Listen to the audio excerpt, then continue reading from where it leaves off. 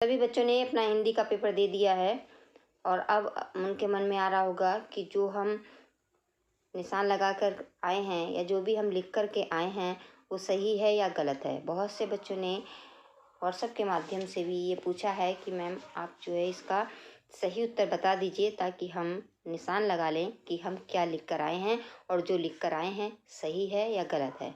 तो सबसे पहले तो मैं आपको ये कहती हूँ कि अब जब आपने पेपर लिख दिया है तो अब उसको मत दोहराइए, ठीक है। अब उसको हिंदी के पेपर को भूल जाइए और जो आगे के जो शेष पेपर बचे हैं उन पर ध्यान दीजिए, ठीक है। अब क्योंकि जो भी आपने लिख दिया है सोचने से, चिंता करने से वो बदलने वाला नहीं है, ठीक है। लेकिन आप इतना सोचिए कि आपने इतना बुरा नहीं किया होगा कि आप फेल हो जाएं, ठीक है। और अगर कुछ नंबर कम होते हैं तो कोई बात नहीं, अभी तो आपकी कॉपी चेक होनी है। हो सकता है आपको लग रहा हो कि आपने गलत लिखा है, लेकिन अभी मैं आपको जो बता देती हूँ कि इसके सही जो है उत्तर क्या थे। अगर आपका कोई उत्तर गलत भी होता है तो मैं पहले ही बता रही हूँ कि टेंशन लेने की कोई भी ज़रूरत नहीं है। इतना बहुत ही कठिन पेपर नहीं आया था कि आपने इतना भी ना लिखा हो कि आप फेल हो जाएं, ठीक है। तो बिल्कुल भी टेंशन नहीं लेना है।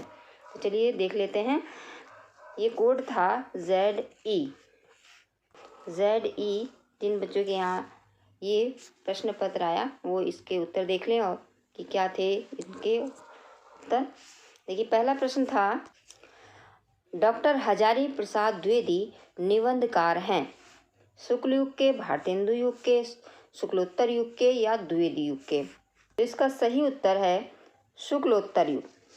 बहुत जल्दी से मैं उत्तर बता देती हूँ क्योंकि ज़्यादा समय नहीं लेना, क्योंकि अब आपको दूसरे पेपर की भी तैयारी करनी है। दूसरा प्रश्न था, कला और संस्कृति इनमें से किस विधा की रचना है। तो इसका सही उत्तर है निबंध।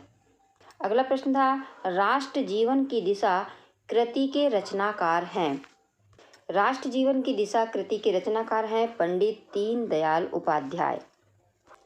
अगला प्रश्न था, माघ का कथन क्षणे क्षणे यत्नवतामुपेति तदेव रूप रमणीयता निम्न में इनमें से किस निबंध में उद्धृत है।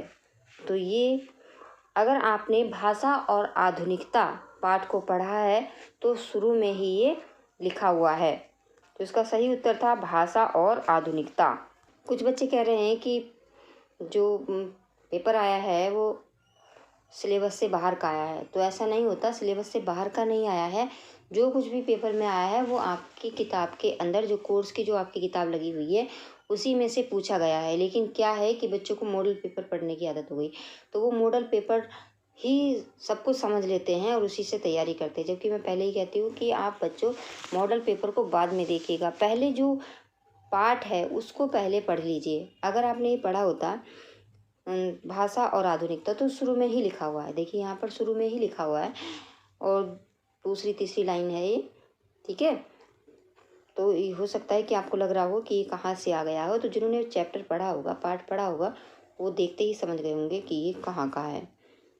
तीसरा है, अगला जो प्रश्न है वो है, तपती पगडंडियों पर पदयात्रा आत्मकथा है। इसके लेखक हैं कन्हैयालाल मिश्र प्रभाकर।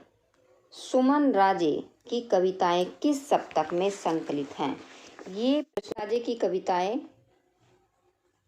जो सप्तक में संकलित हैं, किस सप्तक में संकलित हैं ये पूछा था। तो इसका सही उत्तर है चौथा सप्तक।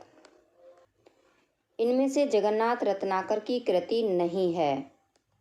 तो जगन्नाथ रत्नाकर की जो कृति नहीं है वो है अधखिला फूल। बाकी तीनों समालोचन दर्श और वीराष्टक और श्रृंगार लहरी जगन्नाथ रत्नाकर जी की कृति है। सुमित्रानंदन पंत को साहित्य अकादमी पुरस्कार मिला था। सुमित्रानंदन पंत जी को साहित्य अकादमी पुरस्कार मिला था कला और बूढ़ा चांद पर। अगला प्रश्न था, इनमें से कौन सी काव्य कृति रामधारी सिंह दिनकर की है। कौन सी रामधारी सिंह दिनकर की है। तो इसका सही उत्तर है चक्रवाल। चक्रवाल रामधारी सिंह दिनकर की काव्य कृति है।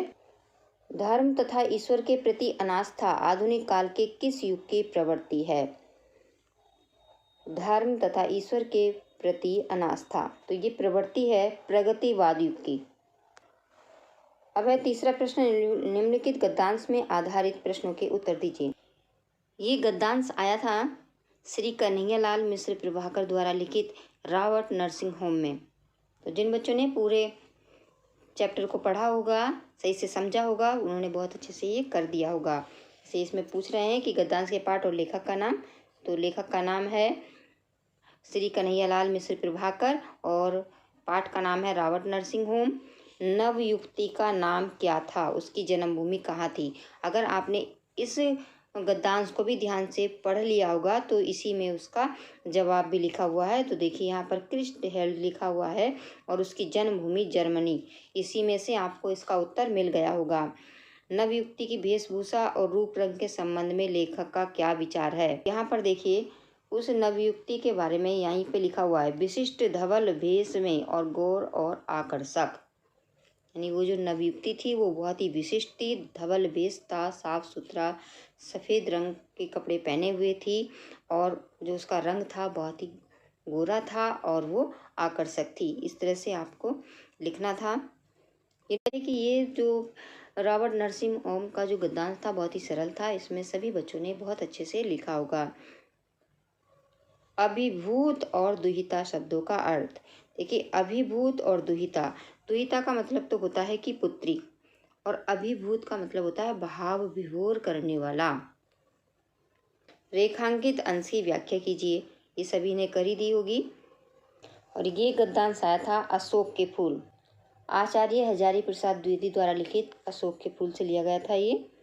और ये जो पद्यांश है, इसके पद्यांश के पाठ और रचयिता का नाम था जगन्नाथ रत्नाकर और ये गंगा अवतरण से लिया गया था।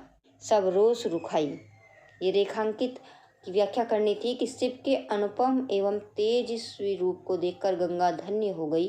गंगा के मन में ये इच्छा उत्पन्न हुई कि भगवान शिव के समीप ही विश्राम करे तथा वह उनके रूप की आभा को निहारती हुई स्थिर हो गई और उसके शरीर में स्थित प्राण अब पराये हो गए, अर्थात वो अब शिव की धरोहर मात्र ही रह गईं।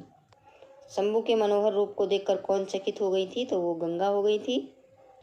मनहु सवारती शुभ सुरपुर की सुगम निसेनी, इसका अर्थ है कि इस प्रकार आकाश से पृथ्वी पर दौड़ लगाती, धसती, ढलती, लुढ़कती और मनों को सुख प्रदान करने वाली गंगा ऐसे प्रतीत होती है मानो वह पृथ्वी से पवित्र स्वर्ग तक जाने के लिए सुगम सीढ़ी का निर्माण कर रही हो।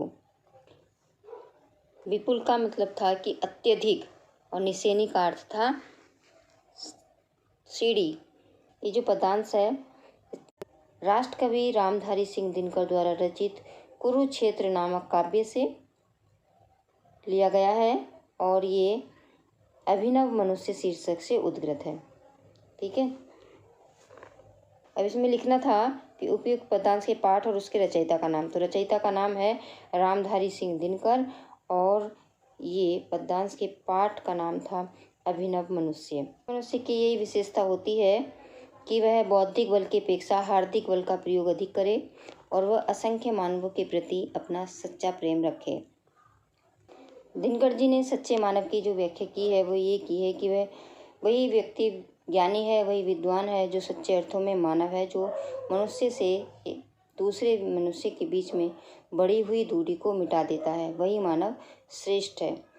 ऐसा जो व्यक्ति जो मानव के बीच में दूरियां पैदा करता है वो श्रेष्ठकर नहीं है।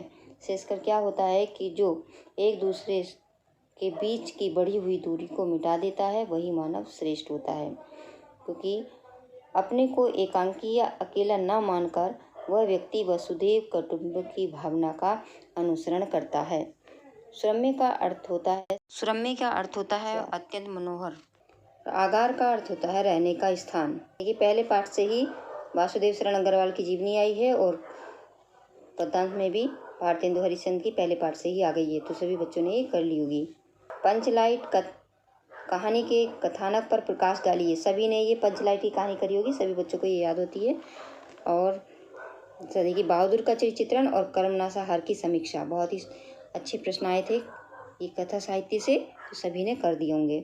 सत्य की जीत से प्रश्न बहुत अच्छा सा आया था। सभी को पता है कि नायिका कौन है। द्रौपदी का चरित्र चित्रण सभी ने किया होगा। संस्कृत में भी पहले ही पाठ से आ गया है। संस्कृत भाषाया महत्व, ठीक है। धन्यो अयम भारत देश है, ठीक है। पहले ही पाठ से आया था ये। दूसरा अनुवाद आया था अतीते प्रथम कल्पे चतुष्पथा सिंह राज्यम अकुर्वम, जातक कथा से। ये भी सबको याद ही होगा, बहुत अच्छे से बच्चों ने किया होगा इसका अनुवाद। ये संस्कृत पद्यांशों में सबसे पहला जो है ये आया था नरपति दिलीप से। तो जरसा बिना, किससे आपको याद आ जाएगा कि ये नरपति दिलीप का है। और इसका अनुवाद था कि सांसारिक विषयों से आकृष्ट न होने वाले, विद्याओं में पारंगत तथा धर्मानुरागी उस राज दिलीप का वृद्धावस्था के बिना ही वृद्धत्व था। दूसरा था ये सुभाषी रत्नानी से कि विद्वानों ने शुद्ध, शांत और संपूर्ण कल्याणों को जन्म देने वाली सत्य एवं प्रिय वाणी को ऐसी गाय कहा है जो समस्त इच्छाओं को पूर्ण करती है, दरिद्रता को दूर करती है, यश में वृद्धि करती है और पापों को नष्ट करती है। तो कवि कुल गुरु कह कथ्य थे, तो वाल्मीकि यहाँ पर लिख देना था दिलीप कस्य प्रदेश से राजा आसीत। इसका उत्तर लिखना था बेला प्रबलया परखीकृत सागरम उर्वी ससाक। कदा की जगह यहाँ पर लिखना था सायंकाले, मूल संकर सायंकाले गृहम अत्यजेत। विद्यार्थी किम त्यजेत, तो विद्यार्थी को सुखम त्यजेत, विद्यार्थी को सुख छोड़ देना चाहिए। ये बहुत ही आसान था, सभी को याद होगा। देखिए यहाँ पर दो अथवा दिए, 2 बार भी दिए, रोद रस करिए या करुण रस करिए, ठीक है। यहाँ अनुप्रास उत्प्रेक्षा, ये बहुत ही सरल था, सभी बच्चों ने कर दिया होगा। निबंध भी बहुत ही आसान आए थे।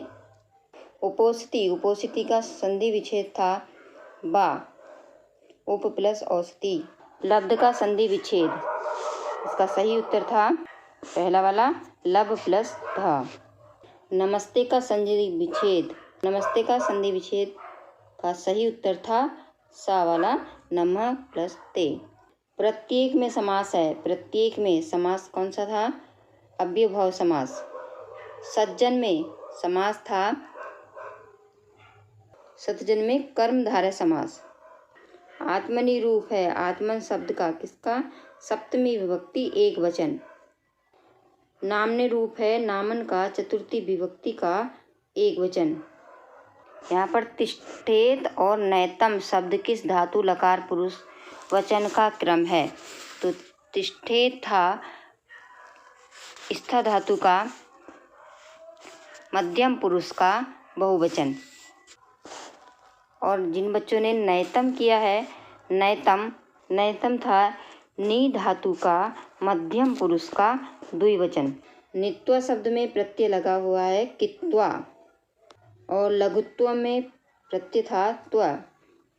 रेखांकित पदों में एक में विभक्ति तथा नियम का उल्लेख करना था। तो पुत्री मात्रा सह आपणम गच्छति, सह के योग से कौन सी विभक्ति लगती है और किस सूत्र से लगती है, वो सब आपको लिखना था। सहयुक्त अप्रधान सूत्र के अनुसार तृतीय विभक्ति लगी है, ठीक है। अगर इसमें भी तृतीय विभक्ति थी कि पादेन खंज भिक्षुक पादेन खंज अस्ति, तो पादेन में कौन सी विभक्ति लगी थी, कौन से सूत्र से? एनांग विकार सूत्र से तृतीय विभक्ति लगी थी। तीसरा आया था नमः, नमः के योग से इसमें चतुर्थी विभक्ति लगी थी और सूत्र लिखना था नमः स्वस्ति स्वाहा स्वधा अलवशिष्ट युगाश्च। प्रश्न नंबर 14 में आपको करना था और लास्ट में आपको करने थे 2 वाक्यों के संस्कृत में अनुवाद। बहुत ही सरल अनुवाद थे, वो सब आपने कर ही दिए होंगे। इस वीडियो में अपने प्रश्नों के उत्तर समझ लिए और आप जो लिख कर के आए होंगे वो भी आपको याद होंगे। अगर आपने उत्तर सही दिए हैं तो बहुत ही अच्छी बात है, बहुत ही खुशी की बात है। लेकिन अगर कोई प्रश्न का उत्तर गलत हो गया है तो बिल्कुल भी टेंशन लेने की अब ज़रूरत नहीं है। इस प्रश्न